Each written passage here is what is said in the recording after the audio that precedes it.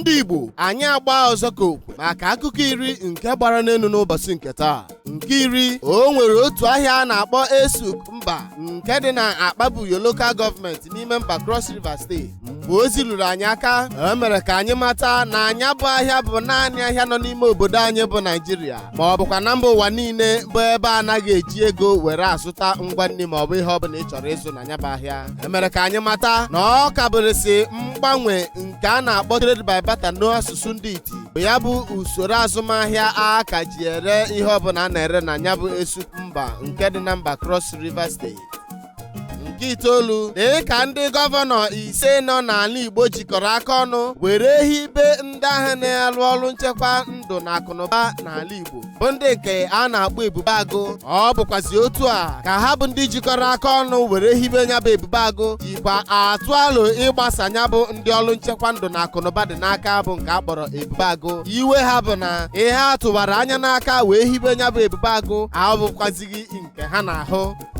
Nke asatọ, na Sapele nke dị n'ime Delta steeti ka otu nwatakịrị nwaanyị a na-akpọ Akịkọ bụ onye tụgoro ọnụ fuo koke. Ozi lulu anya aka mere ka anyị mata na mgbe nya bụ nwatakịrị a na-akpọ Akịkọ na ọ gara ga mee aka ntụtụ ga zuo ihe ndị mmadụ, ndị nwe ya were kwuo na a ga-akụ ya ihe, na ọ bụ ụjọ akụmihe mere nya bụ nwatakịrị jiri tụọ ọnụ fuo. Nke a kpatakwara na ndị nwere ya na-ezisazi ozi ka ndị mmadụ na ndị ikwu na ibe onwe onye ọbụla hụrụ ya bụ nwatakịrị ọ kaba ahụ zigara ndị uwe ojii ma ọ bụ mee ka ha bụ nne na nna ya mara. Nke asaa, Archbishop na mba Sokoto Catholic Diocese onye nke a na-akpọ Bishop Matthew Kuka eghewe n'ọnụ oge wee gbaa uturu. Ọ gara n'ihu mee ka ndị obodo anyị bụ Naijiria na ndị ụwa niile mata na ọ bụrụ na onye isi ala na-achị Naijiria bụ President Muhammadu Buhari ji eziokwu achị anyị, na o kwesịghị ịkpọ aha ndị ahụ a sị na ọha na-agbanyere ndị otu Boko Haram aja n'ukwu.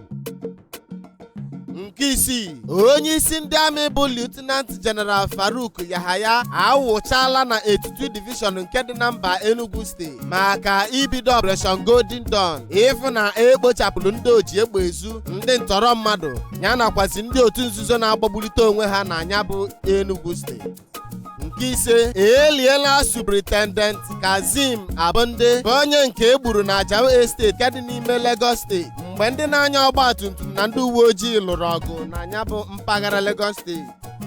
Nke anọ, ndị amaghị ndị ha bụ ji egbe ma kpuchikwazie ihu ewerela ngagharị iwe gaga chụsaa ndị mmadụ n'ime mba Owerri nke dị na Imo steeti. Ya bụ ozi ruru anyị aka na ha ji iwe maka ezumike nke ndị IPOB nyere kwa Mọnde ọbụla n'ala Igbo wee mee ngagharị iwe ga-achụsa ndị mmadụ na-enupụ isi na ya bụ iwu ezumike kwa Mọnde ọbụla. Ya bụ nchụsa achụsara ndị mmadụ metụrụ aka na mpaghara Douglas Road, Mbaise Road, Aba Owerri Road bụ nke dị na mba Owerri.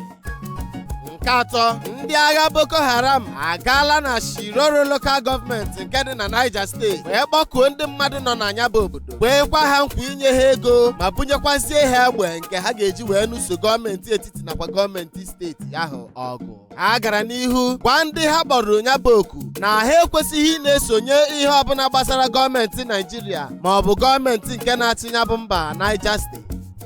Nke abụọ, dịka ihe emume Big Brother kwụsịgoro nke onye tụrụ ugo na nya bụ ihe emume bụ ọmarịcha nwatakịrị nwoke ahụ a na-akpọ White Money, dịka anya bụ ihe ruru na njedebe, nwatakịrị nwaanyị ahụ a na-akpọ Mercy Eke ọ gara n'ihu wee gosipụta ọha na eze ụgbọala atọ na ọmarịcha ụlọ ọ sị na ọ bụ nke ya, ma chefuo na mgbe gara aga na ọ nọ na anya bụ emume Big Brother were gwa ndị mmadụ na o nweghị ka ọha ezinụlọ ya na anya bụ onye bụ Mercy Eke lere mmanụ eji akwọ ụgbọala bụ mmanụ petrol ma ṅakwazie ọka n'akụkụ ilo. Nke mbụ n'akụkụ iri nke gbara n'elu n'ụbọchị nke taa, onye otu IPOB welitere isi nọ na mba Finland agwago ọha na eze ma gwakwazie ndị mmadụ niile na ọ bụ onye okwu ndị All Progressive Congress na mba Lagos steeti bụ onye a na-akpọ Maazị Joe Igbokwe. O mere ka ọha na eze mata na ọ bụ nwoke a bụ onye na-agbanyere ndị ntọrọ mmadụ na ndị na-agbagbugasị ndị mmadụ n'ime ala Igbo aja n'ukwu.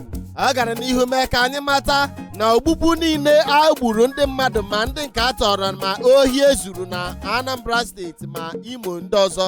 Ọ sị na ọ bụ Joe Igbokwe bụ onye na-agbanyere ụmụ ikorobịa na-akpa ajọ agwa aja n'ukwu. Igbo nwe mmadụ, ebe a ka ọ gbara kwụrụ n'akụkọ iri nke gbara n'elu n'ụbọchị nke tata. Ma chetakwanụ na agwa niile we agwọ kama na enweresịrị eke nwe ọhịa. Ọkwa ichoku ka ị ka na-anụ onye n'ụlọ mgbasa ozi isi mbido telivishọn.